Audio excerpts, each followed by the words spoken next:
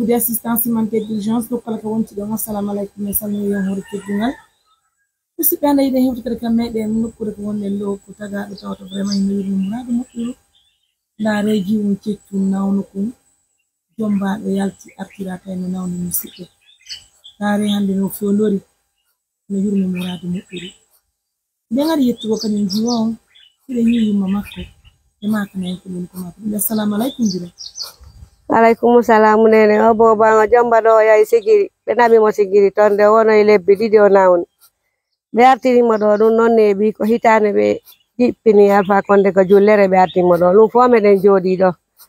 mi habale ari ballo do tori ballo e mo wono julbe alla be fo e fa bitolanno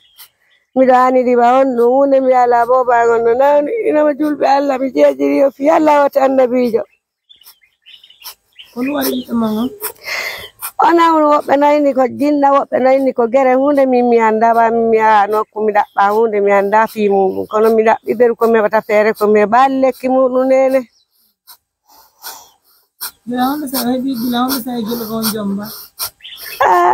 mo goni duuɓi tati ni gila o jombani ɓa ne ɓi seeɗa gila o jomba do e ɓi duuɓi tati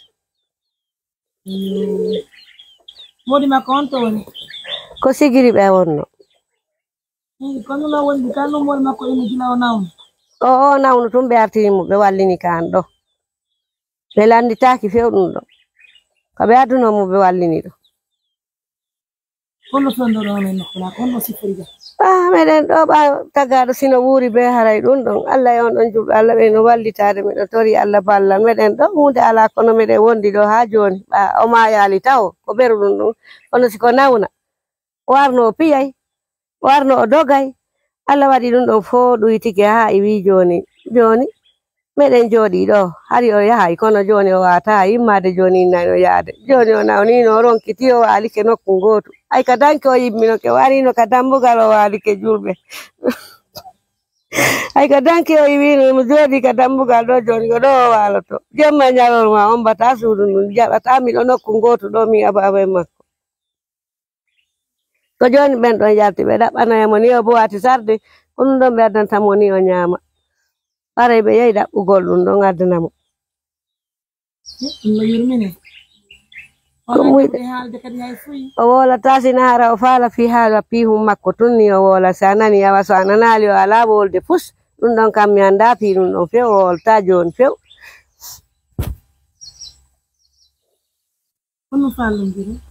ko wallitomi tawi Allah no muyo ndikka ɗum ɗon ɗum mi tori julɓe Allah ɓe mi tori Allah kadi taala am musidɓe on wonɓe suivi d'assistance humanitaire d'urgence donc kala ko wonti ɗon minen salmini hoyto ɗumamɓe yetto holto e ɗo Allah woti annabijo ensemble on va essayer d'aider cette famille. Regardez la femme, elle ne parle pas, elle n'accepte même pas de parler maintenant, elle souffre énormément. Regardez, elle a fait son mariage, ça fait pas 3 mois, elle n'a pas fait 3 mois dans son mariage. Elle est revenue parce qu'elle est tombée malade. Jusqu'à présent, ça ne va pas chez elle. On nom lui était quoi Aïssata Diouf. Aïssata. Notre dame est une barre sur le Nena Aïssata. Nena Aïssata. Non, tu vas bien notre dame. Nena Aïssata. Nena Aïssata. Aïssata. Non, tu vas. Bari. Noto. Noto fi Allah mi jeji ma noto. Noto mi jeji ma fi Allah noto. Noto be julɓe Allah ɓe wallito e nani yo Allah imminte ga walidaɗo. Jeji ma fi Allah noto. Ɓe worɓe hande. Allah yoɓuɓe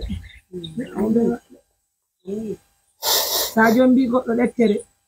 o nawnirima hippo on tigi aduna andantako no ɓay tigi ɗum goni yo Allah foye mum yo Allah hafini tella